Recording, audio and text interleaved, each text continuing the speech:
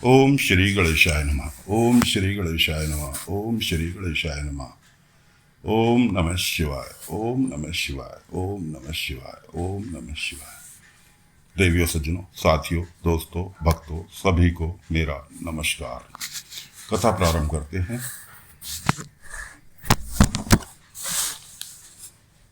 बाणासुर अपनी अज्ञानता पर शिव जी के पास जाकर रोने लगा। उसने हस्तपदान्यास युक्त तांडव नृत्य किया। शिव जी उसके नृत्य पर प्रसन्न हो गए और उससे वर मांगने के लिए कहा। उसने शोणितपुर का राज्य उषा के पुत्र के लिए मांगा।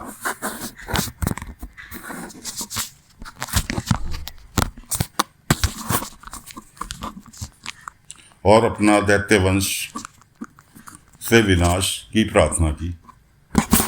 शिव जी ने उसे गणपत्य पद प्रदान किया।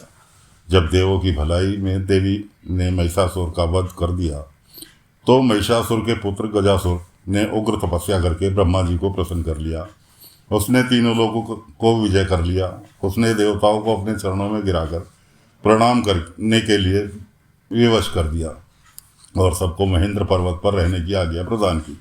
वह विषय लोलुप बन गया। वह शास्त्रों की मर्यादा का उल्लंघन करके ब्राह्मणों तपस्वियों को कलेश पहुंचाने लगा।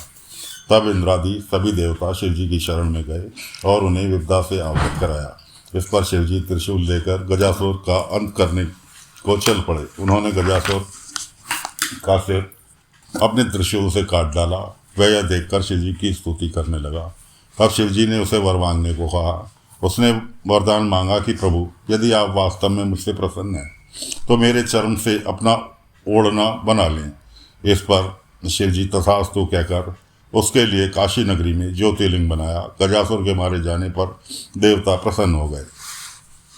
जब भगवान श्री हरि ने दीति के पुत्र को मार दिया तो दीति को इससे महान दुख हुआ।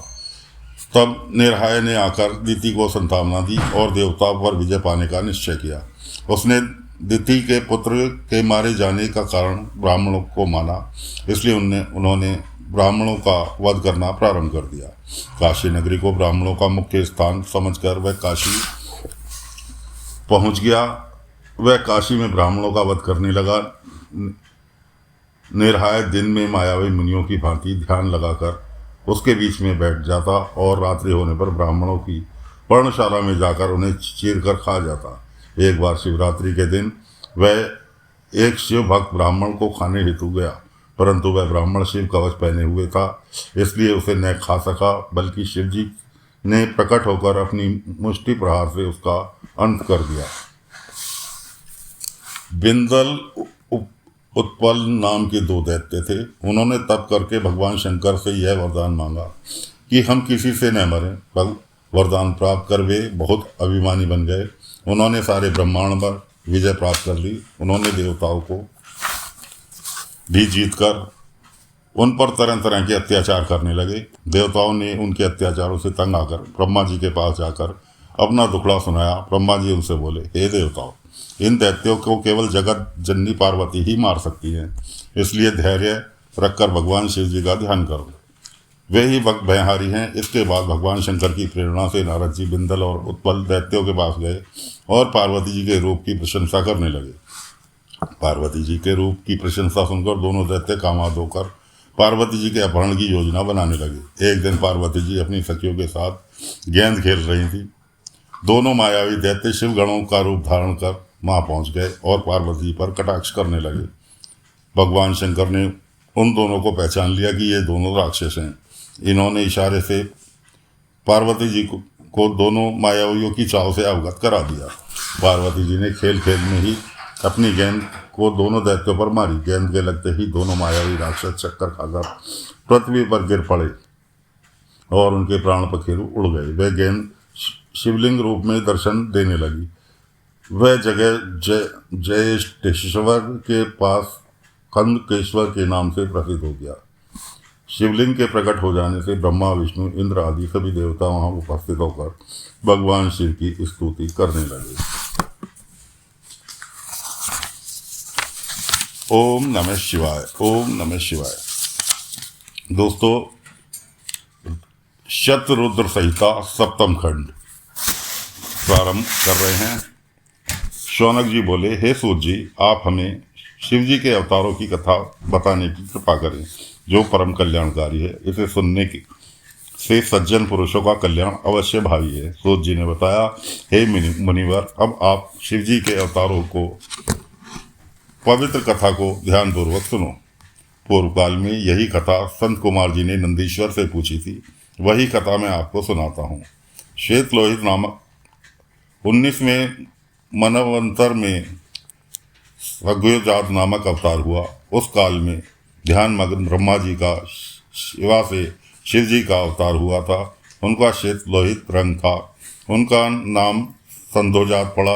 ब्रह्मा जी ने उन्हें शिव जी समझकर उनका चिंतन किया। इस पर उनसे सुंदन, नंदन, शिवनंदन आदि 4 कुमार और प्रकट हुए। इस पर संध्योजात प्रभु ने ब्रह्मा जी को सृष्टि निर्माण की आज्ञा दी। फिर रक्त नाम का 20वां कल्प प्रारंभ हुआ। उसने ब्रह्मा जी रक्त वर्ण के हुए। उनके चिंतन करने पर उनके वैसा ही रक्त वर्ण का लाल नेत्र वाला पुत्र उत्पन्न हुआ। उसको कामदेव नामक शिव समझकर ब्रह्मा जी ने उसकी स्तुति की। फिर इन लाल वस्त्रधारी ने विराज, विवाह, विशाल और विश्व भावना नाम के 4 पुत्र पैदा हुए। उन्होंने भी ब्रह्मा जी की सृष्टि निर्माण की आज्ञा दी। इसके बाद पीतवास नाम का 21वां कल्प हुआ। पुत्र की इच्छा करने पर ब्रह्मा जी से एक तेजस्वी दीर्घ भुजाओं वाला पुत्र प्रकट हुआ। उसे भी शिव जी का अवतार समझकर उन्होंने शिव गायत्री मंत्र जपना प्रारंभ कर दिया। इस पुत्र ने भी अनेक पुत्र प्रकट हुए। यहाँ तत्पुरुष अवतार समाप्त हुआ। इसके पश्चात शिव नामक कल्प प्रारंभ हुआ। इस कल्प में ब्रह्मा जी ने हजारों वर्षों तक शिव जी का चिंतन किया। इससे कृष्ण वर्ण के पुत्र का जन्म हुआ। इस कृष्ण वर्ण व अद्भुत दिवेश को ब्रह्मा जी ने प्रणाम किया। ब्रह्मा जी की स्तुति करने के पश्चात 4 पुत्र प्रकट हुए। उनके नाम कृष्ण, कृष्णाशिव, कृष्णास्य और कृष्ण कंठधारी थे। ये सभी अव्यय नाम वाले तेजस्वी और शिव स्वरूप थे। इन्होंने ब्रह्मा जी की सृष्टि निर्माण के लिए एक अनोखा अघोर नामक योग दिया, इसलिए इन्होंने अघोर अवतार नाम से जाना गया। इसके बाद विश्व स्वरूप नामक कल्प हुआ। इस कल्प में ब्रह्मा जी ने चिंतन से सरस्वती का प्रादुर्भाव हुआ। तभी उसी तरह का वेश धारण किए हुए पुत्र के रूप में शिव जी का अवतार हुआ। ब्रह्मा जी ने इन ईश को प्रणाम किया। शिव जी ने ब्रह्मा जी का सन्मार्ग का उपदेश दिया। इन शिव जी के 4 पुत्र हुए। उनके नाम जटी, मुंडी, शिखचंडी और अर्धमुंडी थे। इन्होंने योग मार्ग का अपनाया। यह ईशान अवतार कहलाया। इस तरह शिव जी की ईशान पुरुष, अघोर, काम संरक्षक और ब्रह्मु संरक्षक 5 मूर्तियां प्रसिद्ध हुई। जो व्यक्ति इन मूर्तियों की वंदना करता है तथा इस महत्तम को पढ़ता है या सुनता है, वह व्यक्ति सभी भोगों को प्राप्त करने की परम गति को प्राप्त होता है। अब दोस्तों प्रारंभ करने जा रहे हैं शिव जी की मूर्तियों का वर्णन। नंदीश्वर बोले, हे तात, आप सब लोगों में सब कार्यों को पूर्ण करने वाले शिव जी के अवतारों का वर्णन सुनो। शिव जी की 8 मूर्तियां बनाई गई हैं। ये शर्व, भैव, रुद्र, उग्र, भीम, पशुपति, ईशान, महादेव नाम से प्रसिद्ध है। भगवान की ये 8 मूर्तियां मणियों की भांति सूत में पिरोई हुई हैं। पृथ्वी, जल, तेज, वायु, आकाश, क्षेत्र, सूर्य और चंद्रमा में ये क्रमशः अधिशिष्ट है।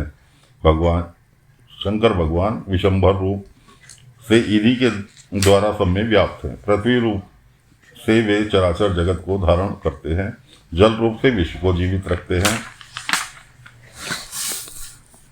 यह शिव का उग्र रूप है। एक आकाशात्मक भीम रूप है। पशु नामक रूप से शिव जी सभी जीवों की पास काटते हैं। ईशान नाम रूप से सूर्य के द्वारा संसार को अमृत किरणों से तृप्त करते हैं। 8वां अपूर्व रूप से आत्मा नामक शिव ही सब में व्याप्त हैं। इस तरह 8 शिव जी की मूर्तियां संसार में व्याप्त हैं। ओम नमः शिवाय, ओम नमः शिवाय। दोस्तों कथा को यहीं विराम दे रहे हैं। अगले अंक में अगली कथा लेकर फिर हाजिर होंगे। तब तक के लिए आज्ञा दीजिए। ओम नमः शिवाय, ओम नमः शिवाय, ओम नमः शिवाय, ओम नमः